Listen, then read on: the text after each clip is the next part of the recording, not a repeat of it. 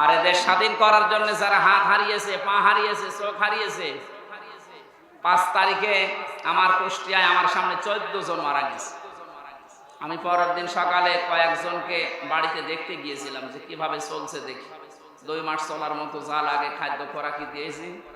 হাসপাতালে যেয়ে আমি দেখতে গেলাম, দেখি একজনের হাত নেই, একজনের লজ্জাস্থান নেই।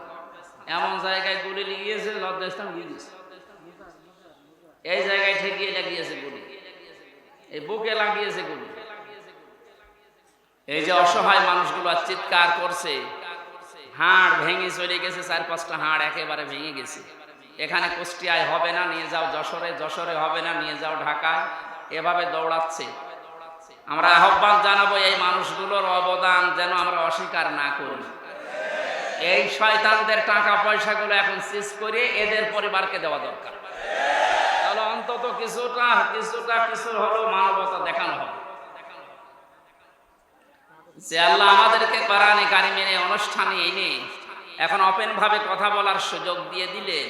কিতাব থেকে, কি থেকে বলেন তো?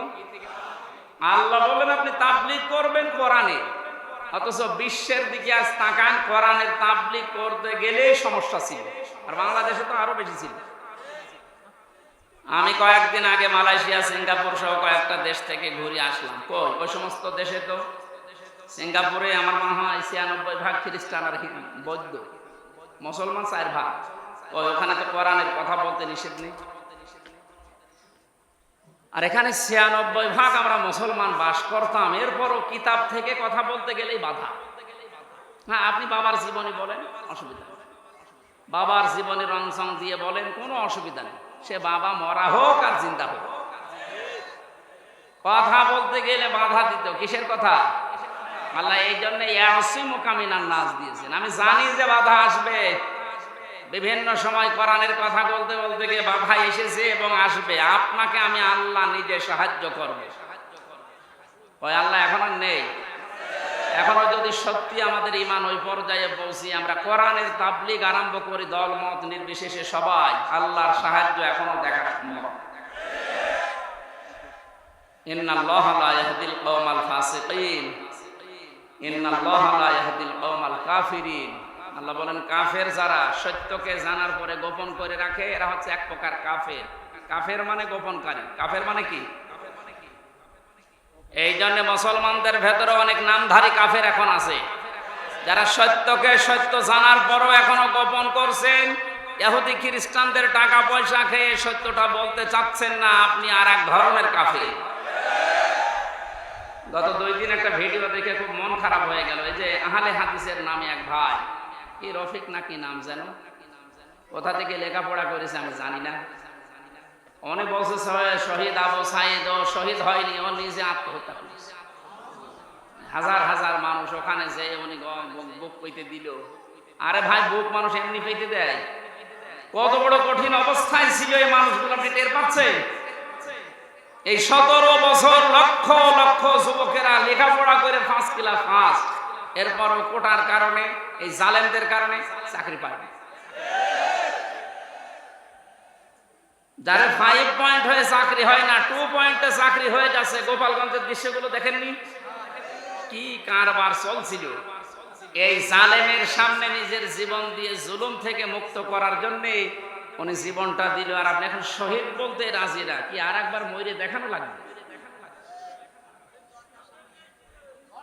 কোরআনের কথাগুলো খুব খেয়াল করে শোনেন তো। হয়তো আপনি এইভাবে চিন্তা করেননি। যারা আলেম আছে তাদেরকে বলছি, ওয়ালা তাকুলু লিমান ইয়াকতালু ফি সাবিলিল্লাহি আমওয়াত বাল আহইয়াউ ওয়ালাকিন লা তাশউরুন।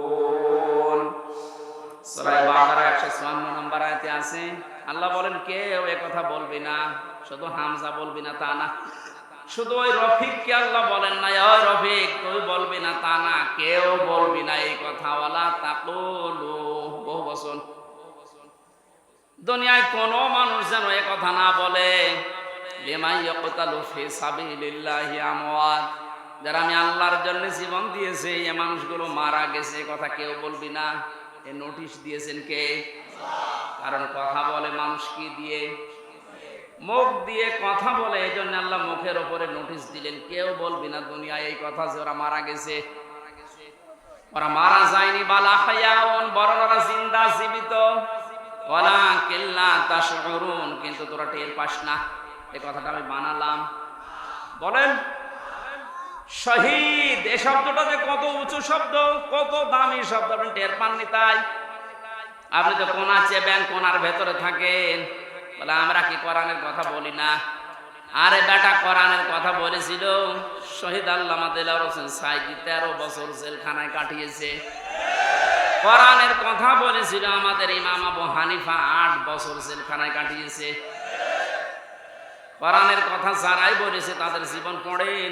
সাইয়্যিদ কুতুব রহমাতুল্লাহ আলাইহি শহীদ কোরআনের কথা বলার কারণে জেলখানায় ফাঁসির মঞ্চে গেছে, জেলখানায় বসে তাফসিরে ফি জিলালিল কোরআন লিখেছে।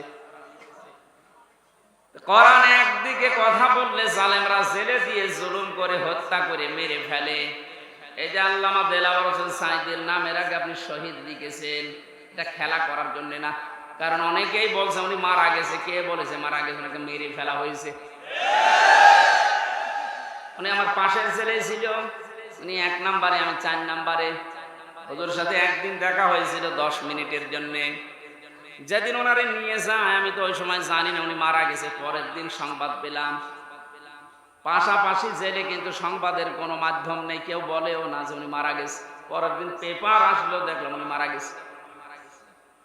পরবর্তীতে বাইরে আসার পরে যে ভিডিওগুলো দেখলাম, ওনাকে যখন নামায় গাড়ি থেকে, যে একটা হাসি দিয়েছিল,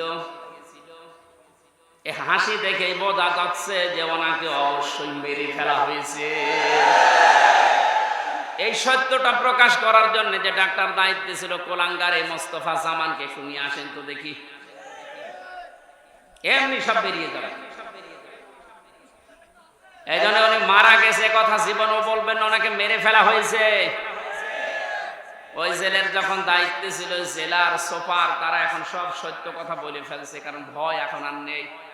জালেম সব বিদায় নিয়েছে, এখন সব সত্য বেরিয়ে যাচ্ছে। ওরা বলছে ওনারা আমাকে যেদিন নিয়ে যাবে সেদিন বলেছিল একটু সই করেন, আপনাকে আমরা মুক্ত করে দেব নির্বাহী আদেশে। এ কথা শোনার পর একটা হাসি দিয়েছিল যে না জানি এতদিন পরে আমার পরিবারের তো লোক, আমার অনুসারী যারা, আমার কলিগ যারা, আমার সাথে যারা ইসলামী আন্দোলন করে, অন্তত তাদের সাথে আমার দেখা হবে। এই জন্য তিনি হাসি দিয়েছিলেন। এই মিথ্যা কথা বলে সই করিয়ে নিয়ে বের করে সেই ইনজেকশন পোষ করে মেরে ফেলেছে। নবীজি জানিয়েছেন, কেউ যদি পাহাড় থেকে পড়ে মরে যায় ও শহীদ, কেউ যদি পানিতে ডুবে মরে যায় ও শহীদ, কেউ যদি আগুনে পুড়ে মারা যায় ও শহীদ। বানালাম, শোনেননি কোনোদিন? আগুনে পুড়ে মরে গেলে যদি শহীদ হয়, অ্যাক্সিডেন্টে মারা গেলে যদি শহীদ হয়, তাকে একেবারে সরাসরি আপনি মেরে ফেললেন, সব বের হবে ইনশাল্লাহ। এই জন্য শহীদ এই শব্দটা যার তার নামের আগে লাগাবেন না। কোন জালেমের আগে এই শব্দ লাগানো জায়েজ নেই, কারণ শহীদ এটা আমার আল্লাহর বন্ধু। কিয়ামতের দিন যে 4 প্রকার মানুষের সাথে থাকার জন্য আহ্বান জানানো হয় আল্লাহর কাছে, তার ভেতরে শহীদ 3 নম্বরে। আমায়াতিল্লাহ ওয়ার রাসূল ফাউলাইকা মাআল্লাযীনা আন'আমাল্লাহু আলাইহিম ওয়াস-সিদ্দীকিনা ওয়াশ-শুহাদা'i ওয়াস-সালিহিন। আল্লাহ রাব্বুল আলামিনের জন্য সকল মানুষের মুখের উপরে নোটিশ দিয়েছেন, এই কথা কখনো বলবি না যে সাঈদী মারা গেছে, না সে শহীদ হয়েছে। আবু সাঈদ মারা গেছে কথা কখনো বলবে না, কারণ সে জালেমের জুলুমের সামনে জীবন দিয়েছে। এতটুকু আল্লাহ শেষ করেননি। মানুষ যেহেতু মুখ দিয়ে বলতে পারে, এই জন্য মুখের উপরে নোটিশ দেওয়ার পরে আল্লাহ অন্তরের উপরে নোটিশ দিয়েছে। কারণ মানুষ ধারণা করে কি দিয়ে, কথা বলে না কেন? ওয়ালা তাহসাবান্নাল্লাযীনা কুতিলু ফী সাবিলিল্লাহি আমওয়াতা বাল আহয়াউন ইনদা রাব্বিহিম ইরযাকুন। এটা সূরা আলে ইমরানের 159 নম্বর 69 নম্বর আয়াতে আছে। 4 নাম্বার পারার 11 নাম্বার পৃষ্ঠা 8 নাম্বার লাইনে আছে তাফসীরে ফি জিলালিল কোরআনে পাবেন। আল্লাহ পাক বলেন ধারণাও করবি না, যারা আমি আল্লাহর জন্য জীবন দিয়েছে এই ধারণা করবি না যে ও মারা গেছে। মুখ দিয়ে বলা নিষেধ, ধারণা করাও